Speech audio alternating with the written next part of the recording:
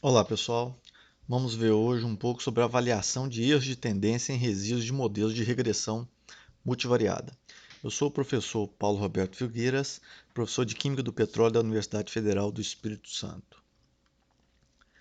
Bem, a motivação para esse trabalho ocorreu o seguinte: na reunião anual da Sociedade Brasileira de Química, ocorrida em 2012, em Águas de Lindóia, São Paulo, eu levei um trabalho cujo nesse trabalho era a determinação de teor de carbono orgânico em amostras de solo. Então, nesse trabalho, utilizamos aproximadamente 160 amostras e eu testei dois modelos para estimar o teor de carbono orgânico utilizando espectroscopia na região do infravermelho próximo, o NIR. O valor de RMSEC-V representa ao conjunto de calibração um erro médio do meu modelo em avaliar amostras que não foram utilizadas para a construção do modelo. E o RMSEP é um conjunto à parte que é separado, onde eu aplico o meu modelo. Então, eu tenho um erro médio do conjunto de validação cruzada, ou seja, das amostras utilizadas para a construção do modelo, e o RMSEP, um erro médio obtido nesse conjunto de teste. E aqui eu tenho o gráfico normalmente utilizado em calibração multivariada, que é o gráfico dos valores previsto pelo modelo em relação aos valores de referência, onde os valores de referência se encontram no eixo das abscissas.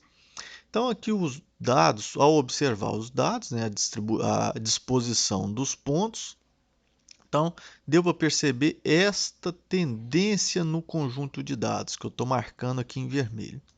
Então, parece que para baixos valores de teor de carbono orgânico no solo, o meu modelo está prevendo um valor um pouco acima, que aqui é o valor de tendência. Então, esses valores aqui reais estão abaixo do que previsto pelo modelo.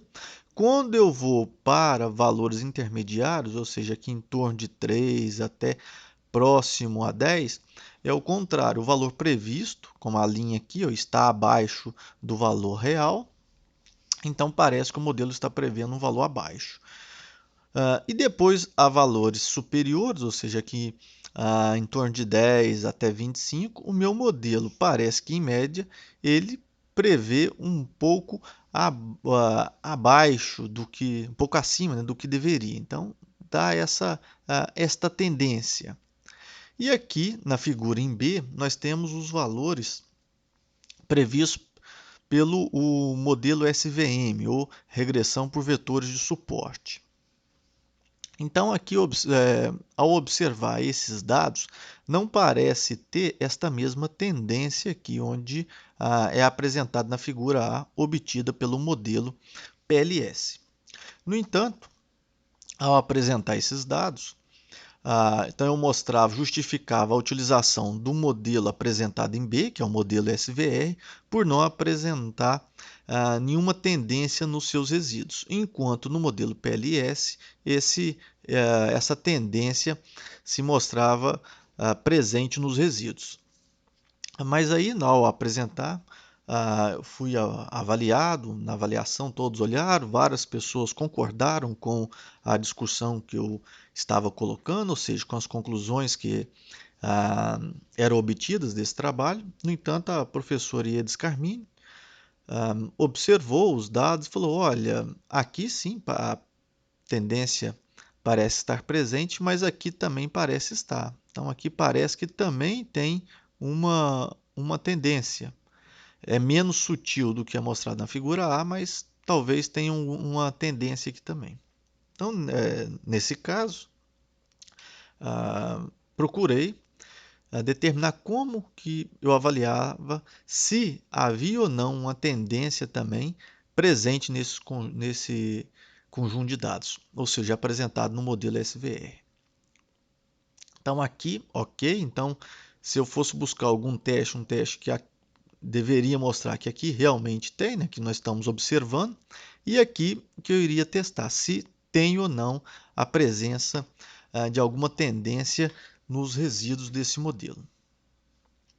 Ora, buscando na literatura, então fui observar alguns trabalhos onde também os resíduos dos modelos de calibração multivariada talvez não eram totalmente aleatórios. Então, nesse trabalho de determinação de parâmetros de qualidade de diesel usando SVR, que é a regressão por vetor de suporte, o mesmo que eu utilizei para a determinação do teor de carbono orgânico em solo, também utilizar espectroscopia NIR.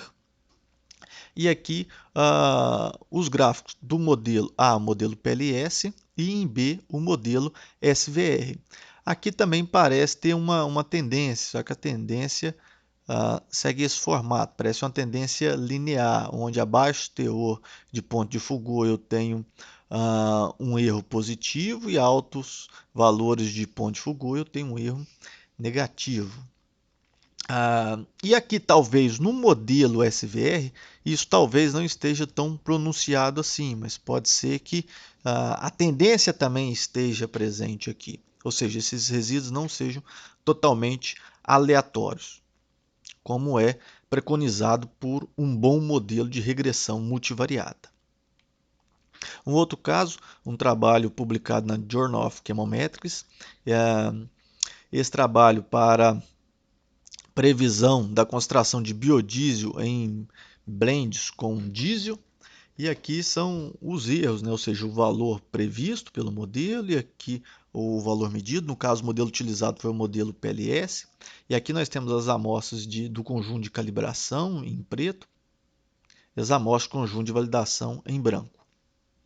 Então, é observado os dados. Então, parece ter uma tendência nesse formato, e quando nós observamos os resíduos desse modelo, ele parece ter este comportamento, que também é um comportamento parabólico, similar ao que eu encontrei no meu conjunto de carbono orgânico.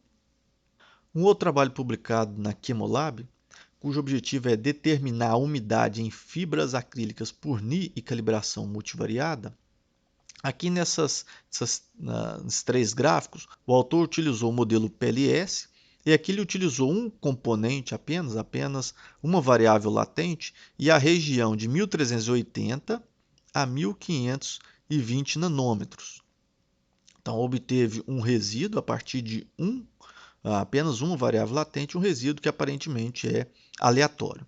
Quando ele utilizou apenas uma variável latente, apenas um componente, como descreve os autores, mas em outra região, de 1840 até 2120 nanômetros, ele teve esse comportamento quando ele utilizou apenas um componente, que parece que os resíduos têm um perfil parabólico.